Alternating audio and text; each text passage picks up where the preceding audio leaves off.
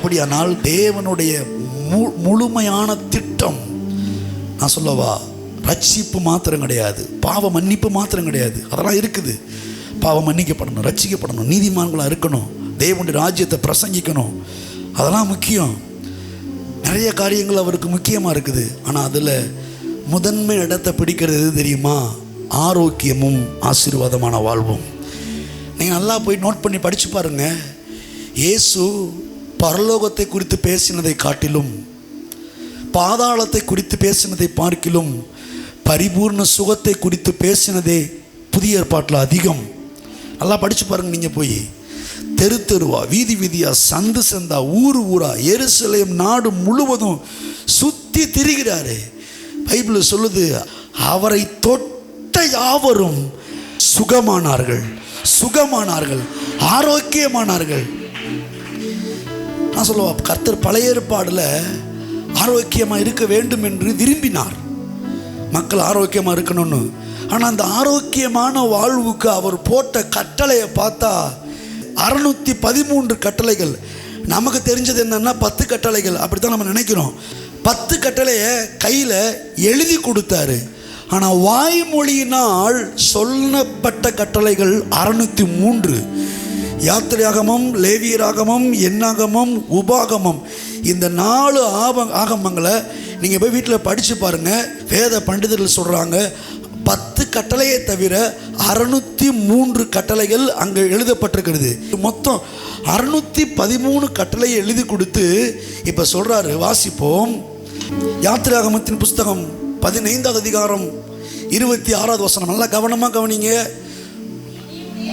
தேவனுடைய அன்பு, இயேசுவின் நாமத்தின் மேன்மை, இயேசு என்கிற நாமத்தினாலே நமக்கு உண்டான நல்ல காரியங்கள் எவ்வளவு மேன்மையானதுன்றதை இருக்கிற 3/4 மணி நேரத்தில் உங்களோட பேச விரும்புகிறேன். பரிசுத்த ஆவியானவர் உங்கள் கண்களை திறப்பாராக. யாத்திராகமம் 15:26 வேகமா. நீ உன் தேவனாகிய கர்த்தரின் சத்தத்தை ஃபர்ஸ்ட் கவனமாய் கேட்டு, 2வது அவர் பார்வைக்கு செம்மையானவைகளை செய்து, அடுத்து அவர் கட்டளைகளுக்கு செவி கொடுத்து, அதுக்கப்புறம் அவருடைய நியமங்கள் யாவையும் கை கொண்டால், கடைபிடித்தால். சரி, அது எவ்வளவு ஆண்டவர் இருக்குது? ஒரு 5-10 சொல்லுங்க அப்படின்னு கேட்டா இல்லை, 613 கட்டளைகள். இது யாவையும் நீ கேட்டு அதன்படி செய்து, அதுக்கு கவனமா செவி கொடுத்து, அதை உன் வாழ்க்கையில கை கொண்டால். ஏதோ 1 கடைபிடிச்சிட்டேங்க, 10 கடைபிடிச்சிட்டேங்க, 500 கடைபிடிச்சிட்டேங்க இல்லைங்க.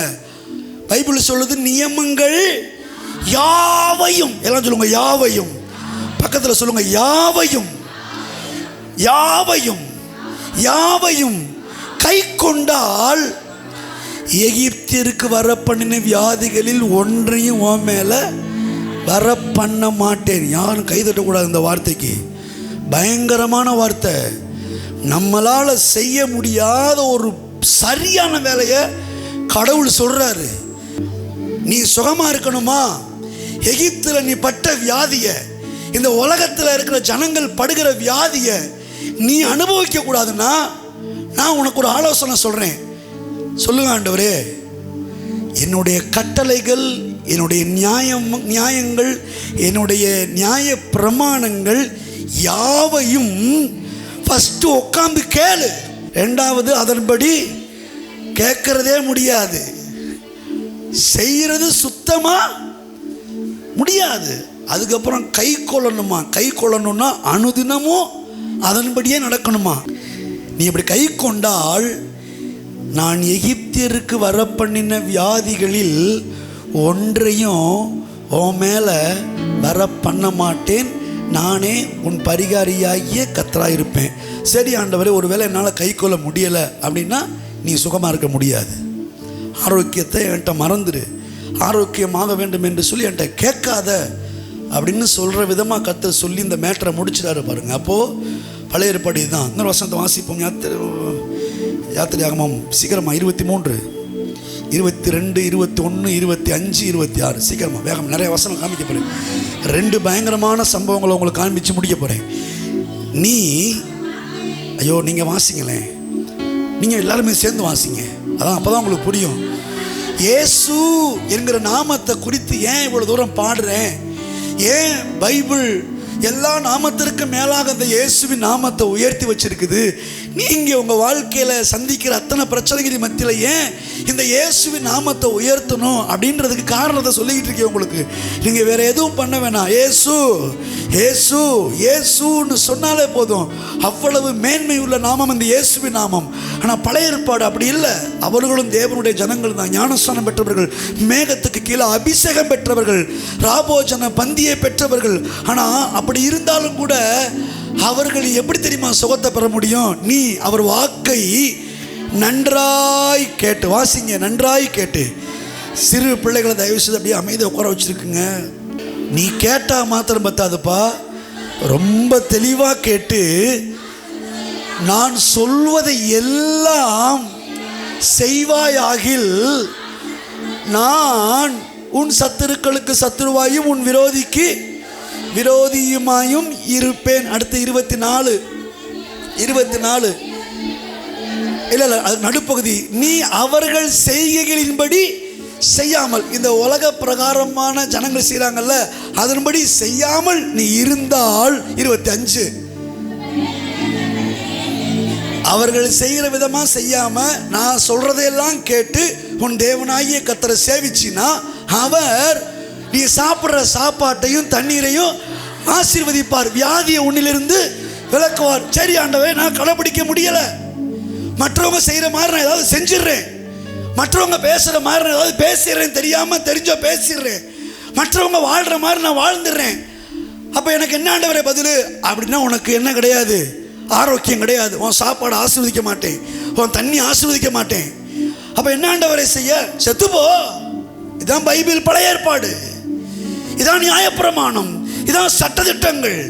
இன்னைக்கும் ஒரு மனுஷன் இந்த இடத்துல நின்று சட்டதிட்டங்களை, நியாயப்பிரமாணங்களை அப்படி செஞ்சா இப்படி செஞ்சா, அப்படி இருந்தா இப்படி இருந்தா அவர் உன்னை ஆசீர்வதிப்பார்னு இங்க இருந்து ஒரு மனுஷன் சொன்னான்னா இது மாதிரி தான். இது இப்படி சொல்லுது, இவர் வேற விதமா கொஞ்சம் சொல்றாரு. ரெண்டும் ஒண்ணுதான், செய்ய முடியாது.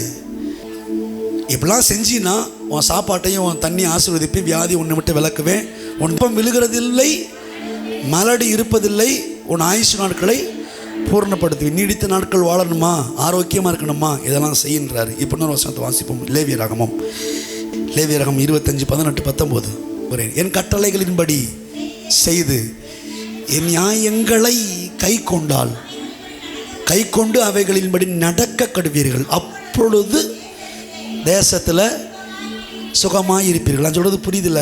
எத்தனை பேர் படிக்கிறது புரியுதுன்னு நினைக்கிறீங்க? நீங்கள் இல்லை, இஸ்ரவேல் ஜனங்கள், அவரை ஏற்றுக்கொண்ட ஜனங்கள், சமுத்திரத்தின் வழியாய் ஞானஸ்நானம் பெற்றவர்கள், மேகத்தின் வழியாய் பரிசுத்த ஆவியை பெற்றவர்கள், வானத்து மன்னாவினால் ராபோஜன பந்தி பெற்ற நம்முடைய முற்பிதாக்கள் ஆரோக்கியமாக இருக்கணும்னா என்னென்ன சொல்கிறாரு பாருங்க, புரியுதா? ஆமென். இப்போ இன்னொரு வருஷம் அப்படி 18 வாசிச்சிங்கன்னா 19 போல என்ன இருக்குன்னு பாருங்கள். ஆமாம், நீ இப்படிலாம் செஞ்சின்னா நீ சுகமாக இருப்ப, பூமி உன்னுடைய விளைச்சலை தரும், நீ திருப்தியாக சாப்பிட்டு அதில் எப்படி இருப்ப, சுகமாக இருப்பா. இதுதான் பழைய ஏற்பாடு. இன்னொரு வருஷத்தை வாசிப்போம். லேவியராகமம் 26, 2, 3, 5. எப்பா ஆரோக்கியமாக இருக்கணுமா? என் ஓய்வு நாளை ஆசரித்து என் பரிசுத்த ஸ்தலத்தை குறித்து பயபக்தியாக இருங்கள். இதுவும் நியாயப்பிரமாணத்தில் ஒன்று. இப்போ 5 போடுங்க. இப்படி பயபக்தியாக இருந்தீன்னா திராட்சை பழம் பறிக்கும் காலம் வரைக்கும், உன் போரடிப்பு காலம் வரைக்கும் இருக்கும், விதைப்பு காலம் வரைக்கும் திராட்சை பழமும் பறிக்கும் காலம் இருக்க வரைக்கும் இருக்கும். நீங்கள் உங்கள் அப்பத்தை திருப்தியாய் சாப்பிட்டு உங்கள் தேசத்தில் சுகமாய் இருப்பீர்கள். எப்போ தெரியுமா? ஞாயிற்றுக்கிழமை எங்கேயும் போகாமல் இருந்தா. அப்படி இதெல்லாம் செஞ்சினா எகிப்திற்கு வரப்பண்ண வியாதி ஒன்றை மேலே வரப்பண்ண மாட்டேன், அப்பத்தை தண்ணி ஆஸ்வதிப்பேன், வியாதி உங்களை விட்டு விளக்கவே உன் ஆயுசு நாட்களை பூர்ணப்படுத்துவேன், நீ சுகமாக இருப்ப. அப்படி இல்லாட்டினா உனக்கு வியாதி வந்துடும் அப்படின்ற மாதிரி தான் ஆண்டவர் சொன்னார். ஆனால் புதிய ஏற்பாட்டில் வாசிப்போம். அப்போஸ்தலர் 10:38. நல்ல கரங்களை தட்டி அந்த வசனத்துக்காக கர்த்தரை மகிமைப்படுத்தி வாசிக்க போகிறோம். அப்போஸ்தலர் 10:38. அப்போஸ்தலர் 10:38. நசரனாகி இயேசுவை தேவன் பரிசுத்த ஆவியினாலும் வல்லமையினாலும் அபிஷேகம் பண்ணினார். தேவன் அவருடனே கூட இருந்தபடியினால் அவர் நன்மை செய்கிறவராயும் பிசாசின் வல்லமையில் ஆகப்பட்ட யாவரையும் குணமாக்குகிறவராயும் சுற்றி திரிந்தார். தெரு தெருவா, வீதி வீதியா, சந்து சந்தா, ஊரு ஊரா, எருசலேம் முழுவதிலையும் ஆண்டவராகிய இயேசு கிறிஸ்து சுற்றி சுற்றி சுற்றி வந்து என்ன சொல்றாருன்னா, பிசாசின் வல்லமையில் அகப்பட்ட யாவரையும், வியாதி பிடிச்ச யாவரையும், நோய் பிடித்த யாவரையும், பிணிகாலிகளாக இருந்த யாவரையும் இவரே ஓடி போய் தொட்டு தொட்டு தொட்டு தொட்டு சுகமாக்கி சுகமாக்கி செத்தவனை எழுப்பி, இவர் தொட்டவன் ஒருத்தன் கூட நல்லவன் கிடையாது. நியாயப்பிரமாணத்தின்படி நடக்கல, சட்டதிட்டங்களை அறியல, இதெல்லாம் தாண்டி பச்சை பாவிகள். பைபிள் சொல்லுது லூக்கா 6:35, பாவிகளுக்கும் துரோகிகளுக்கும் நன்மை செய்தாரே. என்ன நன்மை செய்தார்? பிசாசின் பிடியில் அகப்பட்ட யாவரையும் குணமாக்கி அவர்களுக்கு இயேசு நன்மை செய்தார். கைகளை தட்டி, இயேசுவே உம் நாமமே உயரணும், அல்லேலூயா. இயேசுவே உம் நாமமே பெருகணும், அல்லேலூயா. உங்க நாமம் உயரணும், இன்று மேன்மை அடையணும், பாடுவே பாடுவோம் அல்லேலூயா. மத்தேயு 4:23-25 வசனம் வரைக்கும் சேர்ந்து வாசிக்க போறோம். சத்தத்தை உயர்த்தி வாசிக்க போறோம். இயேசு என்ன பண்ணினார்? நியாயப்பிரமாணம் என்ன பண்ணுச்சு? நியாயப்பிரமாணம் அதை பண்ணு, இதை பண்ணு, அப்படி இரு, இப்படி இரு, அதை பண்ணாத, இதை பண்ணாத, அப்படி பண்ணாத, இப்படி பண்ணாத அப்படின்னே மக்களை போட்டு வாட்டி எடுத்ததுதான் பழைய ஏற்பாட்டின் நியாயப்பிரமாணம். ஆனால் புதிய ஏற்பாட்டில் வந்த அந்த கிருபையின் பிரமாணமாகிய இயேசு என்ன பண்ணார் தெரியுமா? அவன் என்ன பண்ணுறான், என்ன பண்ணலை, ஏது செய்கிறான், ஏது செய்யலை, அதெல்லாம் பார்க்கல. அதுக்கு பதில் என்ன செஞ்சார்? கலிலேயா எங்கும் சுற்றி திரிந்து அவர்களுடைய ஜெப ஆலயங்களில் உபதேசித்து ராஜ்யத்தின் சுவிசேஷத்தை பிரசங்கித்து, சேர்ந்து வாசிப்போம், ஜனங்களுக்கு உண்டாயிருந்த சகல வியாதிகளையும் சகல நோய்களையும் நீக்கி அவர்களை சொஸ்தமாக்கினார். அடுத்து அவருடைய கீர்த்தி சீரியா தேசம் எங்கும் பிரசித்தமாகிற்று. அப்பொழுது பலவித வியாதிகளையும் வேதனைகளையும் அடைந்திருந்த சகல பிணியாளிகளையும், பிசாசு பிடித்தவர்களையும், சந்திர ரோகிகளையும், திமிர்வாதக்காரர்களையும் அவரிடத்தில் கொண்டு வந்தார்கள். அவர் எந்த ஒரு கேள்வி கேட்காம அவர்களை இயேசு சொஸ்தமாக்கினார். இயேசு சொஸ்தமாக்கினார். நம்ம பாடுறோம்ல, இயேசுவே உம் நாமமே உயரணும், அல்லேலூயா. இயேசுவே உம் நாமமே பெருகணும், அல்லேலூயா. உங்க நாமம் இப்படி பாடுறோம்ல, இந்த நாமத்தை உடைய நபர் என்ன பண்ணாரு? அவரை தேடி ஓடி வந்த எல்லாரையும் சுகப்படுத்தினார். அவரை தேடி ஓடி வந்த எல்லாரையும், சகலவித பலவித பலதரப்பட்ட வியாதி, பலதரப்பட்ட மக்கள், எருசலேம் முழுவதிலும் இருக்கிற ஜனங்கள் இயேசுவை தேடி ஓடி வருகிறார்கள். இயேசு அவர்கள் எல்லாரையும் சுகமாக்கினார். அல்லேலூயா. Hallelujah.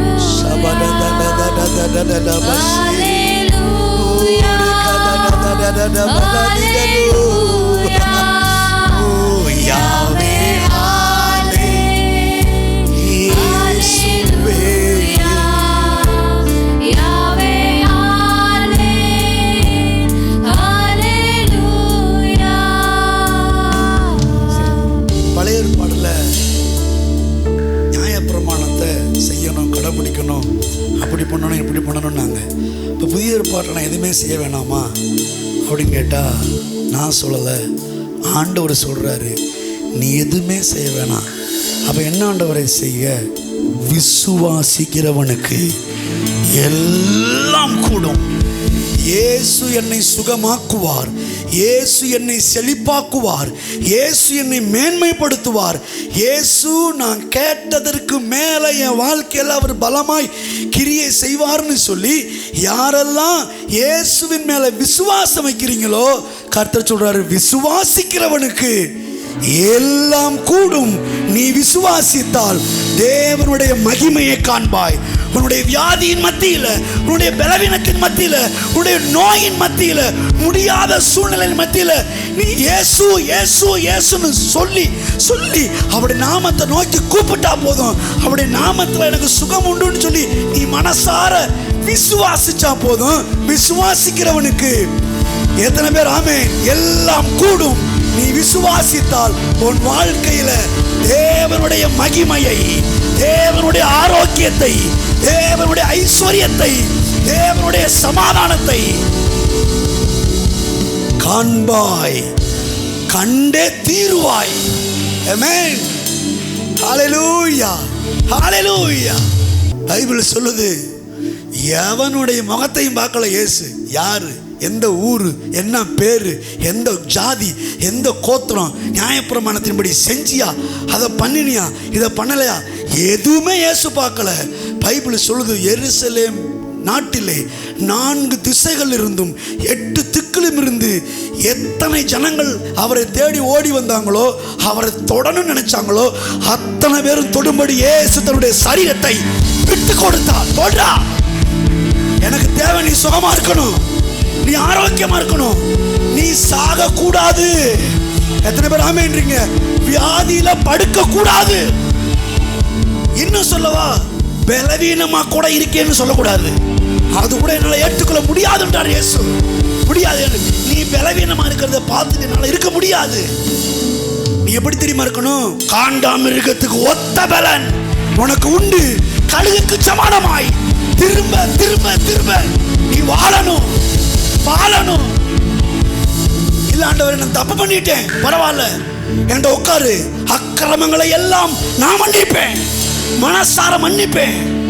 அந்த அக்கிரமத்தினால் வந்த நோய்கள் யாவையும் குணமாக்கி கிருபையினாலும் இரக்கத்தினாலும் முடிசூட்டி ஆரோக்கியத்தாலும் ஐஸ்வர்யத்தாலும் உன்னை திருப்தியாக்குவேன். இதான் இயேசு, இதான் இயேசு. நம்பி பார், நீ அவரை சார்ந்து கொள், நல்லா இருப்ப. அநேகருக்கு கிறிஸ்தவங்களுக்கு இயேசு மேல நம்பிக்கை இல்லை. நான் சொல்லவா, இயேசு உங்களுக்காக நியாயப்பிரமாணத்தை நிறைவேற்றினார், உங்களுடைய பாவத்தை சுமந்தார், உங்களுடைய நோய்களையும் சுமந்தார். பைபிள் சொல்லுது மரத்தில் தூக்கப்பட்ட எவனும் சபிக்கப்பட்டவன் எழுதிக்கப்படி கிறிஸ்து நமக்காக சாபமும் ஆனார். சாபத்தையும் சுமந்தாரு, வியாதியும் சுமந்தாரு, பாவத்தையும் சுமந்தாரு. நீங்களும் நானும் கடைப்பிடிக்க வேண்டிய நியாயப்பிரமாணத்தையும் நிறைவேற்றி முடித்து விட்டார். இப்ப நீங்க அதெல்லாம் நிறைவேற்றணும் அவசியம் இல்லை. ஒன்னே ஒண்ணு, அதை நிறைவேற்றினார் என்று சொல்லி இயேசுவை யாரெல்லாம் விசுவாசிக்கிறீங்களோ, விசுவாசிக்கிறவனுக்கு எல்லாம் கூடும். இந்த மாதத்துல ஏராளமான நன்மைகள் உங்களுக்கு கை கூட போகிறது. இயேசுவின் நாமத்துல சொல்றேன், உங்கள் காரியங்கள் கை கூடும். விசுவாசிக்கிறவனுக்கு எல்லாம் கூடும்னா நீங்க எதெல்லாம் கை வைக்கிறீங்களோ அது கை கூடும். நீ செய்வது எல்லாம் வாய்க்கும், நீ தொட்டது எல்லாம் விளங்கும். ஆமென். விசுவாசிக்கிறவனுக்கு எல்லாம் எல்லாம் எல்லாம். பக்கத்துல சொல்லுங்க, விசுவாசிக்கிறவர்களுக்கு எல்லாம் கூடும். சமீபத்தில் ஐஸ்வர்யத்தை குறித்து பேசிக்கிட்டு இருக்கிறோம், ஆழமான சத்தியங்களை பேசிக்கிட்டு இருக்கோம். வெள்ளி பொண்ணு நகை பொண்ணுன்னு பேசிக்கிட்டு இருக்கோம். எல்லாத்தையும் கர்த்தர் சொல்றாரு எல்லாம் உனக்கு கூடும். எத்தனை பேர் ஆமென்? உனக்கு கூடும், தேடி வரும். நீ தேடி அலைஞ்ச காலம் ஒரு நாள் இருக்கலாம், இனி வருகிற நாட்கள்ல உன்னை தேடி வரும். எனக்கு எப்படி தெரியும்? பைபிள் சொல்லுது நன்மையும் கிருபையும் உன்னை விரட்டி வரும். கைகளை தட்டி விரட்டி வரும். Receive in the name of Jesus. இயேசுவின் நாமத்தினாலே பெற்றுக்கொள்ளுங்கள் அபிஷேகத்தை. செல்வ சீமானாய் மாற்றுகிற தேவனுடைய கோரேசின் அபிஷேகம் உங்க தலை மேல இறங்குவதாக. சுகமாக்குகிற இயேசுவின் அபிஷேகம் உங்க தலை மேல இறங்குவதாக. ஆரோன் தலையில் ஊற்றப்பட்ட நறுமணத்தை போல இறங்கி தாடியில வழியட்டும், பாவங்கள்ல வழியட்டும், நிரம்பி வழியட்டும். இயேசு நாமம், இயேசு நாமம், இயேசு நாமம், இயேசு நாமம், இயேசு நாமம், இயேசு நாமம் வாழ்கவே. இயேசு நாமம், இயேசு நாமம், இயேசு நாமம், இயேசு நாமம், இயேசு நாமம், இயேசு நாமம் வாழ்கவே. பெண்களுக்கு மாதம் மாத விளக்கு வர்றது தப்பான்றேன் நான். மாசம் மாத விளக்குன்னு ஆண்டவன் வச்சிருக்காரு. பெண்களுக்கான சரீரத்தில் மாதவிடாய் அப்படின்னு சொல்லுவோம்ல, அதை வச்சிருக்கிறாரு. பைபிள் சொல்றது வாசிப்போம். லேவியராகமத்தின் புஸ்தகம், இந்த நியாயப்பிரமாணம் பண்ற வேலையை பாருங்களேன். லேவியராகமம் 15வது அதிகாரம் 19 முதல். நல்லா கண்ணு கருத்துமா, இல்லை கண்ணும் கருத்துமா நல்ல வசனத்தை பார்த்து வாசிக்க போறீங்க. சவுண்டை கொஞ்சம் குறைச்சிக்கங்க. லேவியராகமம் 15:19 சூதக ஸ்திரீ. சூதக ஸ்திரீன்னா அந்த பெண்களுக்கான அந்த மாத விளக்கு ஸ்திரீ தன் சரீரத்தில் உள்ள உதிர ஊரலின் நிமித்தம் 7 நாள் தன் விளக்கத்தில் இருக்க கடவுள்.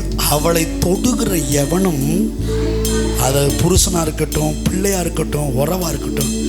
நியாயப்பிரமாணம் சொல்லுதுங்க. நியாயப்பிரமாணம் கட்டளை 10 நினைச்சோம்ல, இல்லை இதெல்லாம் அதில் சேர்ந்துருக்கு. லேவியராகமும், என்னாகமும், உபாகமும், யாத்திராகமும், இது 4லுமே நிறையா இருக்குது. படிச்சு பாருங்க. அதில் ஒன்று தான் இது. சூதக ஸ்திரியை பற்றி சொல்லுது.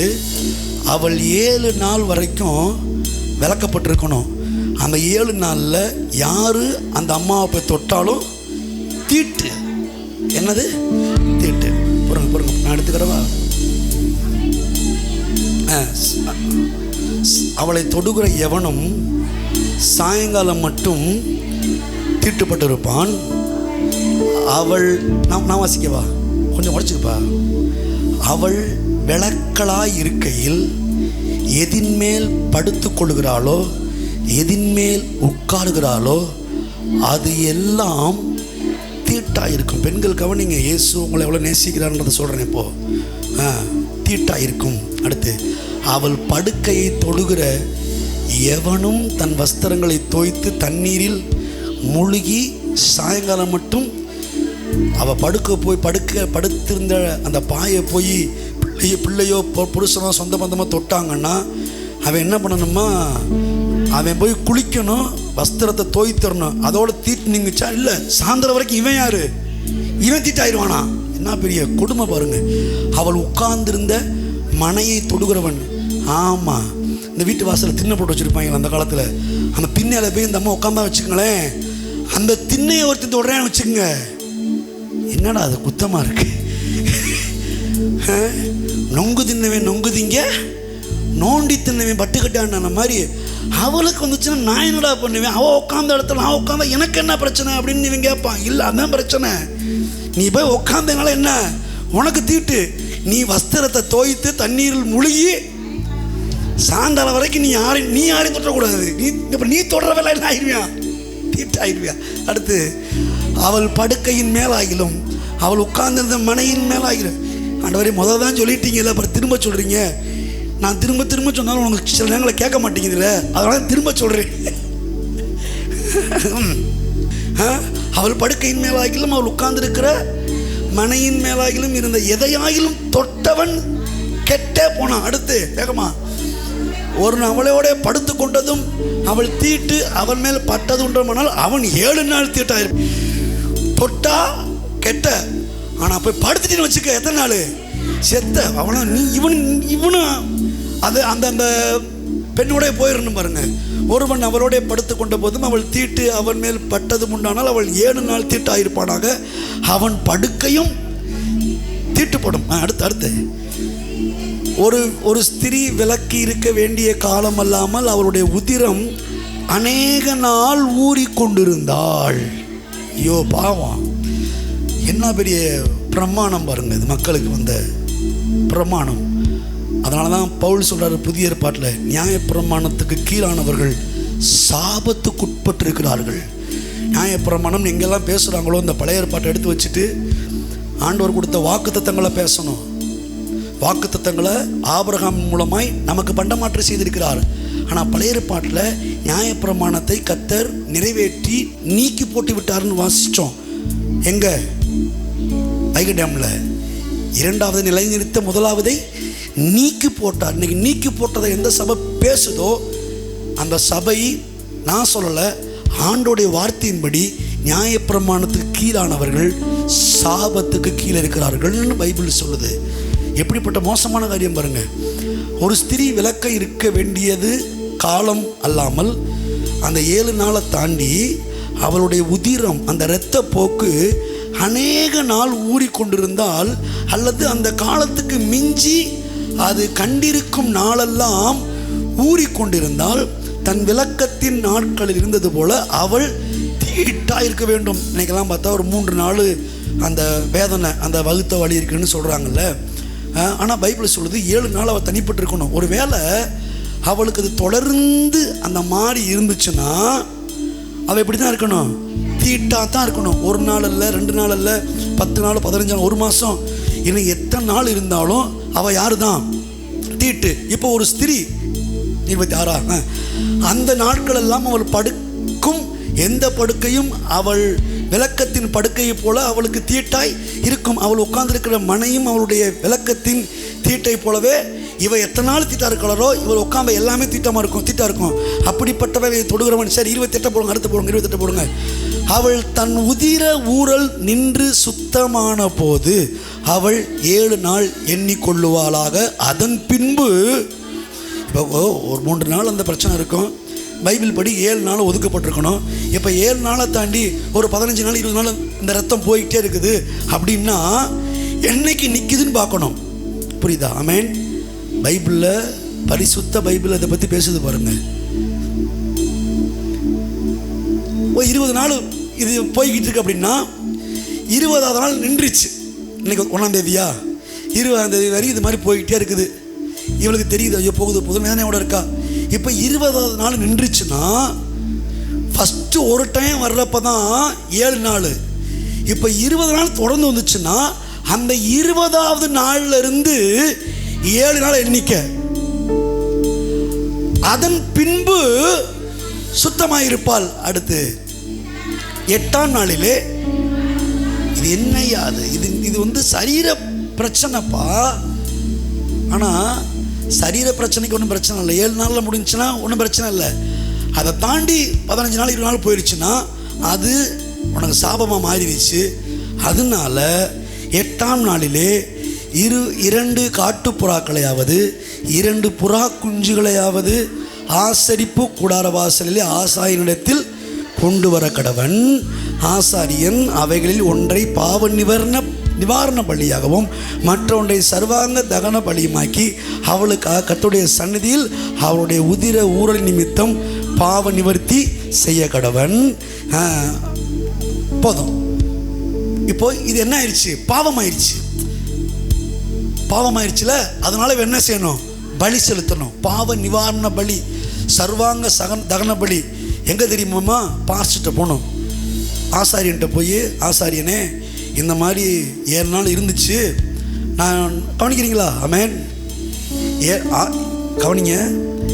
இந்த அம்மா என்னைக்கு நிற்கிதோ அதுக்கு பிறகு 8ஆவது நாள் ஏதோ இவளால் முடிஞ்ச புறா குஞ்சு எதையாவது குஞ்சை பிடிச்சிட்டு போய் ஆசாரியன்கிட்ட போய், ஆசாரியனே இந்த மாதிரி 7 நாள் எனக்கு இருந்துச்சு, நான் அது வரைக்கும் பேசாமல் இருந்தேன், ஒன்றும் பிரச்சனை இல்லை. இப்போ 7 நாள் தாண்டி இத்தனை நாள் ஆயிடுச்சு. இப்போ இத்தனை நாளுக்கு பிறகு நான் அது நின்று அதுக்கு பிறகு 7 நாள் ஆயிடுச்சு. அதனால் இது பாவம் போல் எனக்கு தெரியுது. அதனால் எனக்கு பாவ நிவாரண பலி செலுத்துங்க அப்படின்னு சொல்லி சர்ச்சு பாஸ்டர்கிட்ட அந்த புறா குஞ்சை கொண்டு வந்து பாவ நிவாரண பலி சர்வாங்க தகன பலியை செலுத்தின பிறகு அவள் என்ன பண்ணணுமா? சுத்த சுத்தமாக கடவுள். அவள் சுத்தமாயிட்டான்னு அர்த்தமா. பாவம் நிவர்த்தி ஆயிடுச்சுனாலே இவன் என்ன ஆயிட்டான்னு அர்த்தம், சுத்தமாயிட்டா. அதுக்கு பிறகு இவ யாரை தொட்டாலும் சரி, இவள் எதை தொட்டாலும் தீட்டு கிடையாது. இதுதான் பழைய ஏற்பாட்டு பயங்கரமான பெண்களுக்கான பிரமாணம். இதவே நீங்கள் கேட்கும்போது தாங்க முடியலை. ஆனால் நான் சொல்கிறேன், இதே ஒரு பெண்ணுக்கு வியாதி ஆயிட்டா எப்படி இருக்கும்? 7 நாளே பெரிய பிரச்சனை. 1 மாதம்ன்றது சாபம், பாவம் அது. ஆனால் இதே ஒரு பெண்ணுக்கு வியாதி ஆகிவிட்டால் அது எவ்வளவு கொடூரமான சம்பவம், எவ்வளவு மோசமான சம்பவம். கவனிங்க, 7 நாளே தாங்கலை, 20 நாள் தாங்காது. ஆனால் 1 வருஷம் தாங்கவே முடியாது. 2, 3, 4, 5, 6, 7, 8, 9, 10, 12 வருஷம் இந்த பிரச்சனை ஒரு சகோதரி இருக்குமானால் அவள் எவ்வளவு வேதனைப்பட்டிருப்பாள், எவ்வளவு துக்கப்பட்டிருப்பாள், எவ்வளவு அசிங்கம். வாசிப்போம். மார்க் எழுதின சுவிசேஷம், மார்க் எழுதின சுவிசேஷம் 5ஆம் அதிகாரம் 21வது வசனம். மார்க்கு 5:21. இயேசு படவில் ஏறி மறுபடியும் இக்கரைக்கு வந்து கடலோரத்தில் இருந்தபோது திரளான ஜனங்கள் அவரிடத்தில் கூடி வந்தார்கள். அப்பொழுது ஜெபாலய தலைவரில் ஒருவனாகிய எவிரி என்பவன் வந்து அவரை கண்டவுடனே அவர் பாதத்தில் விழுந்து, என் குமாரனுக்கு மரண அவஸ்தையாக இருக்கிறாள், அவள் ஆரோக்கியம் அடையும்படி நீர் வந்து அவள் மேல் உமது கைகளை வையும், அப்பொழுது பிழைப்பாள் என்று அவரை மிகவும் வேண்டிக் கொண்டான். அவர் அவனுடனே கூட போனார். திரளான ஜனங்கள், எத்தனை ஜனங்கள்? திரளான ஜனங்கள் அவருக்கு பின் சென்று அவரை நெருக்கினார்கள். அப்பொழுது 12 வருஷம் பெரும்பாடுள்ள அந்த சூதக ஸ்திரீ மாத விலக்கினால் பாதிக்கப்பட்டு 1 நாள் 2 நாள் 7 நாள் அல்ல, 1 மாதம் அல்ல, 1 வருஷம் அல்ல, 12 வருஷமாய் ரத்தம் உதிர போக்கு போய்கிட்டே இருக்குது. படுங்க. அடுத்து அந்த பெரும்பாலுள்ள ஸ்திரீ அநேக வைத்தியர்களால், இவ பெரிய பணக்காரியாக இருந்திருக்க வேண்டும் நினைக்கிறேன், அதனால தான் அத்தனை வைத்தியரையும் பார்த்துருக்கா. நியாயப்படி இப்படிப்பட்டவங்க வெளியே வரக்கூடாது, வெளியே பார்க்கக்கூடாது.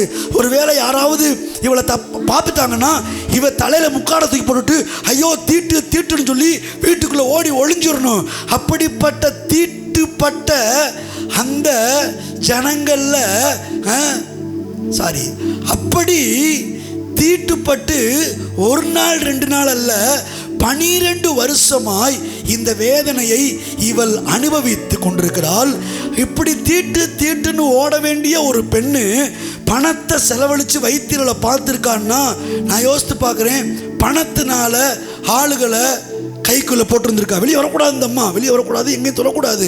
ஆனால் அதை மீறி வைத்தியர்களை போய் பார்த்துருக்குறாங்க அப்படின்னா பணத்தை கொடுத்து வைத்தியத்தை பார்த்துருக்கா. எப்படியாவது எனக்கு உதவி செய்யுங்க, நான் எவ்வளோ வேணாலும் லஞ்சம் தர்றேன் அப்படின்னு பார்த்துருக்க வேண்டும். அப்படி பணத்தை கொடுத்து லஞ்சம் கொடுத்து வைத்தியத்துக்கு பணம் கட்டி முடிவு என்னன்னா வைத்தியர்களால் மிகவும் வருத்தப்பட்டு தனக்கு உண்டானவைகளை எல்லாம் செலவழித்து, சத்தமா சொல்லுங்க, சற்றாகிலும் 12 வருஷத்துக்கு முன்னாடி செப்டம்பர் மாதம் 1ஆம் தேதி எந்த அளவுக்கு ரத்தம் போகுதோ பணத்தை செலவழித்து 12 வருஷம் கழிச்சு பார்க்குறா கொஞ்சம் கூட குறையாம அதே அளவுக்கு போய்கிட்டு இருக்குது. அப்படிப்பட்ட சூழ்நிலையில் இவளுடைய இருதயம் எவ்வளவாய் துடித்திருந்திருக்கும். ஆனால் அடுத்து பைபிள் சொல்லுது, இயேசுவை குறித்து கைகளை தட்டி ஹல்லேலூயா நம்ம பிரசங்கிக்கிறோம்ல இயேசுன்னு, இந்த இயேசுவின் நாமத்தை குறித்து இவ கேள்விப்பட்டிருக்கிறா. யோசித்து பார்ப்பேன், இந்த வார்த்தை எப்படி கேள்விப்பட்டிருப்பா, எப்படி சொல்லியிருப்பாங்க. நான் யோசித்து பார்க்குறேன். அவள் அந்த ரூமில் இருந்திருப்பா, வீட்டுக்குள்ள வெளியே நின்று இவங்க கத்திருப்பாங்க, அம்மா எப்படி இருக்க? இல்லையா, அப்படியே தான் இருக்கேன், ஒன்றும் மாறலை, என்னம்மா அங்கே போனேன் இங்கே போனேன், ஒன்றும் மாறலைங்க அப்படின்னு வேதனையோட சொல்லியிருப்பா. ஆனால் அதின் மத்தியில் இன்னொரு நாள் ஒரு ஆள் வருது, ஏம்மா உனக்கு ஒன்று தெரியுமா? என்ன? இந்த வீதியில் ஒரு நபர் வர்றாரு, அவர் பெயர் இயேசு. சரி, இப்போ அதுக்கு என்ன? அவர் சகல வியாதிகளையும் சகல நோய்களையும் பலதரப்பட்ட வியாதிகளையும் நாள்பட்ட வியாதிகளையும் சுகமாக்குறாருமா. என்ன சும்மா சொல்றீங்க? நாள்பட்ட வியாதியை சுகமாக்கலாம், வருஷ கணக்கில் வந்த வியாதியை சுகமாக்க முடியுமா? அடிப்பாவி, 38 வருஷம் ஒருத்தன் படுத்த படுக்கையில் கிடந்தான். அவனை போய் ஏசு என்ன பண்ணாரு? சுகமாக்குனாரு. இன்னொரு அந்த அம்மா தெரியுமா? யாரு? அந்த குனிஞ்சுக்கிட்டே தெரியவாளே, அவ பேர், ஆமா ஆமா, அவ 18 வருஷம் வியாதியா இருந்தால ஏசுதான் போய் சுகமாக்குனாரு அப்படின்னு சொல்லி யாரோ ஒரு நபர் நற்செய்தியை சொல்லியிருக்கிறாங்க. அப்ப இன்னொருத்த வந்து சொல்லியிருப்பான், நற்செய்திலாம் இருக்கட்டும், சாதாரணமான வியாதினா சுகமாக்கிடுவாரு. இது நியாயப்பிரமாணத்தின் வியாதி. என்ன வியாதி? நியாயப்பிரமாணத்தின் சாபம். நியாயப்பிரமாணத்தின் சாபத்துக்கு கீழே இருக்கிற இந்த பெண்ணு அங்க போயெல்லாம் என்ன பண்ண முடியாது, சுகமாக முடியாது, அவர் பக்கத்தில் நிற்க முடியாது அப்படின்னு யாரோ ஒரு ஆள் சொல்லியிருப்பாங்க. நான் யோசித்து பார்க்கிறேன், என்னுடைய வேத அந்த தியானத்தின் கூற்றிப்படி இப்படி யோசித்து பார்க்குறேன். அப்போ இன்னொரு நபர் சொல்லியிருப்பாங்க, ஏம்மா உனக்கு இது தெரியாதா, அவர் நியாயப்பிரமாணத்தின் சாபங்களை உடைத்து தீர்க்கிற தேவாட்டுக்குட்டிமா. அவரு யோவான் சொன்னார்ல, உலகத்தின் பாவங்களை சுமந்து தீர்க்கிற தேவாட்டுக்குட்டின்னு சொல்லி, அது எல்லா பாவத்தையும்மா, நியாயப்பிரமாணத்தின் பாவத்தையும் நியாயப்பிரமாணத்தின் சாபத்தையும் சுமந்து தீர்க்கிற தேவ ஆட்டுக்குட்டிமா அவரு அப்படின்னு ஒரு அம்மா சொல்லியிருப்பா. அப்போ அவள் கேட்டிருப்பா, அது எப்படி நம்ப முடியும், நான் வெளியே போனேன்னா என்னை கொன்றுவாங்களே அப்படின்னு அந்த அம்மா சொல்லியிருப்பா. இல்லை, உனக்கு தெரியுமா, நியாயப்பிரமாணத்தில் எப்படி இந்த சூதக ஸ்திரீ வெளியே வரக்கூடாதோ அதே போல குஷ்டரோகி என்ன பண்ணக்கூடாது, வெளியே வரக்கூடாது.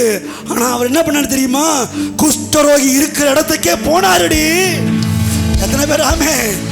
என்ன பெரிய வார்த்தை பாருங்க, எவ்வளோ சொல்லியிருக்கிறாங்க இயேசுவை குறித்து கேள்விப்பட்டுன்னா இவ்வளவு சத்தியங்கள் உள்ள இருக்குது. யாரோ சொல்லியிருப்பாங்க, இவ ஏன்னா போக முடியாதுங்க, வெளியே போனால் கல்லறிஞ்சு கொண்டுருவாங்க, இது சாபம், தொட்டதெல்லாம் தீட்டாகி போயிடும், அதனால் தீட்டுக்கு பயந்து இந்த அம்மாவை கொண்டே விடுவாங்க. அப்படிப்பட்ட நேரத்தை ஒருத்தி சொல்கிறா, ஏம்மா நாள்பட்ட வியாதி இல்லை, வருஷப்பட்ட வியாதி இல்லை, நியாயப்பிரமாணத்தின் சாபத்தையே சுமந்தாருமா. எப்படிமா சொல்கிற? ஒருத்தன் அந்த அந்த அந்த மலை அடிவாரத்தில் ஒருத்தன் குஷ்டரோகி இருந்தேன் தெரியுமா உனக்கு? ஆமாம், அந்த குஷ்டரோகி இருக்கிற மலைக்கே இவர் போய் 3 நாள் பிரசங்கம் பண்ணினார். 3 நாள் பிரசங்கம் பண்ண ஒருபாடு குஷ்டரோகி தான் வந்தான். எத்தனை பேர் ஆமீன்றீங்க? இவர் அங்கே போயிட்டாரு. இவர் பிரசங்கத்தை கேட்டுக்கிட்டு இருந்த குஷ்டரோகி என்ன பண்ணியிருக்கணும், தீட்டுன்னு ஓடி இருக்கணும். ஆனால் இவர் மலையிலிருந்து இறங்கி வர்றாரு. இவர் வர்றதை பார்த்துட்டு குஷ்டரோகி ஒருவன் அவரிடத்துல வந்து, ஆண்டவரே நீ பிரசங்கம் பண்ணதை பார்த்தேன், நீர் எல்லாரும் சுகமாக இருக்க விரும்புகிறீரு, அதனால் உமக்கு விருப்பம் இருந்தா என்னைய சுத்தமாக்க உம்மால கூடுன்னு சொன்ன உடனே இந்த ஆள் என்ன பண்ணிட்டாரு, அவனை கட்டி பிடிச்சு தொட்டு கரத்தை நீட்டி சித்தமுண்டு சுத்தமாகன்னு சொன்னாருடி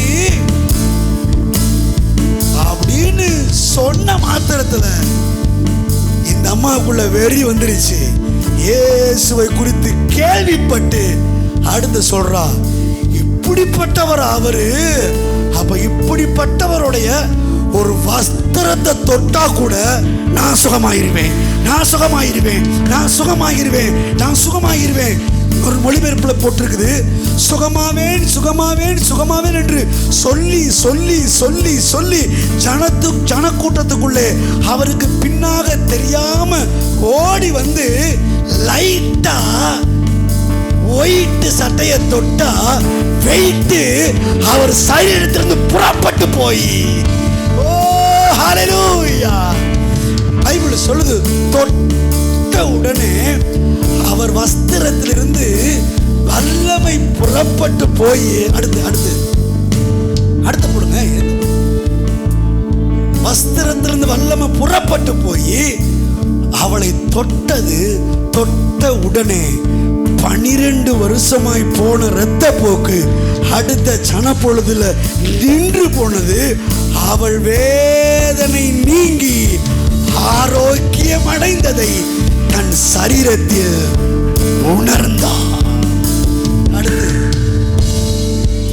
உடனே இயேசு திரும்பி பார்த்து தம்மிடத்திலிருந்து வல்லமை புறப்பட்டு போனதை அறிந்து ஜனக்கூட்டத்துக்குள்ளே திரும்பி, ஏய் யாரா என்னை தொட்டதுன்னு கேட்குறாரு. இவங்க எல்லாம் வைறாங்க, என்ன ஆண்டவரே நெருக்கி உங்களை நச்சுக்கிட்டு இருக்கிறோம், யார் தொட்டதுன்னு கேட்குறீங்களே அப்படின்னு சொல்லும்போது ஏசு சொல்றாரு, நீ நெருக்கி நக்கிறது வேறப்பா, யாரோ ஒரு ஆளு சுகமாவேன் சுகமாவேன் என்று சொல்லி சுகமாகிறதுக்கே வந்து தொட்டாங்க, அது யாரு அப்படின்னு சொன்ன உடனே அடுத்து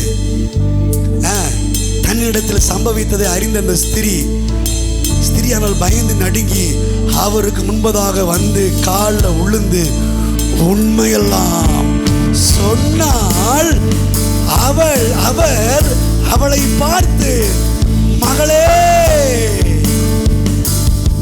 நீ கடைபிடித்த நியாயப்பிரமாணங்கள் அல்ல, நீ கடைபிடித்த சட்டதிட்டங்கள் அல்ல, நீ கடைபிடித்து அடங்கி கிடந்திய வீட்டுக்குள்ள அந்த நீதி அல்ல, உன்னுடைய விசுவாசம் உன்னை ரட்சித்தது, இப்ப நீ ஜாலியா வீட்டுக்கு போ, வேதனை நீங்கி ஆரோக்கியமாயிரு. கைகளை தட்டி இயேசுவே உம் நாமமே உயரணும், அல்லேலூயா, இயேசுவே உம் நாமமே பெருகணும், அல்லேலூயா, உங்க நாமம் வாயத்தான் திறந்து பாடுங்களேன். அவரை பார்த்து லவ் பண்ணி அவரை காதலிச்சு என் முகத்தை நோக்கி பார்த்து பாடுங்களேன். உங்க நாமம் உயரணும், இன்றைய வாழ்க்கையில அதனால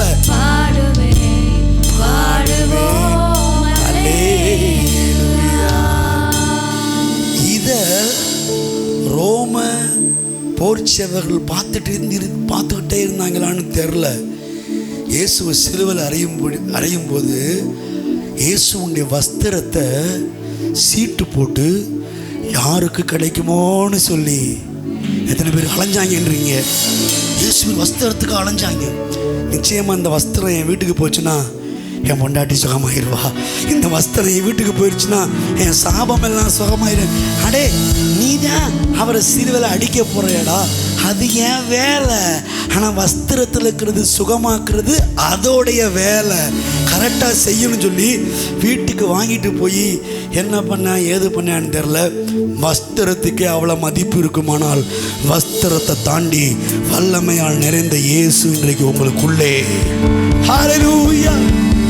இயேசு நமக்குள்ளே இருக்கிறார், இயேசு நம்மோடு இருக்கிறார், இயேசு நம்மோடு கலந்து இருக்கிறார். இந்த பந்தியின் மூலமாய் நீங்க சொன்ன அறிக்கை நிமித்தமா இயேசு இயேசு இயேசு இயேசுன்னு சொல்ல சொல்ல சொல்ல சொல்ல இயேசு உங்க உயிரோட கலக்கிறார், உங்க உணர்வோட கலந்து விடுகிறார், உங்க சரீரத்தோடு கலந்து விடுகிறார். நான் சொல்றேன், அவர் கலந்த இந்த சரீரத்துல வியாதி கலக்க முடியாது, சாபங்கள் கலக்க முடியாது, தரித்திரங்கள் கலக்க முடியாது. எந்த அளவுக்கு நீங்க இயேசு இயேசு இயேசுன்னு சொல்றீங்களோ சொல்ல சொல்ல சொல்ல சொல்ல அந்த இயேசுவின் நாமத்தின் வல்லமை உங்க வாழ்க்கையிலே வெளிப்படும். இந்த சுகத்தை பெறதுக்கு நியாயப்பிரமாணம் எவ்வளவு கண்டிஷன் போட்டுச்சு, எவ்வளவு ரூல்ஸ் போட்டுச்சு. இப்போ பழைய ஏற்பாட்டில் ஆரோக்கியத்துக்காக அவ்வளோ பிரயாசப்பட்டாங்க, அவ்வளோ கஷ்டப்பட்டாங்க. ஆனால் இன்னைக்கு ஆரோக்கியத்துக்காக அவர் சொல்கிற ஒரே ஒரு காரியம், நீ விசுவாசித்தால் இதெல்லாம் எளிமை நிற்கலாம். நீ விசுவாசித்தால் தேவனுடைய மகிமையை காண்பாய். விசுவாசிக்கிறவனுக்கு எல்லாம் கூடும். பக்கத்தில் கையை பிடிச்சி சொல்லுங்க, நீங்கள் விசுவாசிக்கிறபடினால் உங்களுக்கு எல்லாம் கூடும். உங்கள் வியாதி மாறும், பலவீனம் மாறும், சுகவீனம் மாறும், நோய்கள் மாறும். இன்னைக்கு நீங்கள் வியாதியை வந்த மாதிரி இனிமேல் வரமாட்டீங்க, ஆரோக்கியத்தோடு சௌக்கியத்தோடு இருப்பீர்கள். எத்தனை பேர் ஆமென்? விசுவாசிக்கிற உங்களுக்கு எல்லாம் கூடும். நீங்கள் விசுவாசித்தால் தேவனுடைய மகிமையை காண்பீர்கள். அப்படிப்பட்ட இயேசு உங்களோடு இருக்கிறார். அந்த பந்தி கூட அவர்தான். இயேசு சொன்னார், அப்பத்தை எடுத்து ஆசீர்வதித்து, என் மாம்சத்தை பிட்டு என் இரத்தத்தில் பானம் பண்ணுகிறவனுக்கு நித்திய ஜீவன் உண்டு, என்னை புசிக்கிறவன் என்னாலே. இந்த பந்தியில் இயேசுவை நினைவு கூர்ந்து நீங்கள் புசியுங்கள், பிழைப்பீர்கள், ஆரோக்கியம் அடைவீர்கள், தேவனை போலவே வாழ்வீர்கள். எத்தனை பேர் வேண்டீங்க? எல்லாரும் இந்த இயேசுவின் நாமத்துக்கு கரங்களை தட்டி கர்த்தரை ஸ்தோத்திரம் பண்ணுவோம்.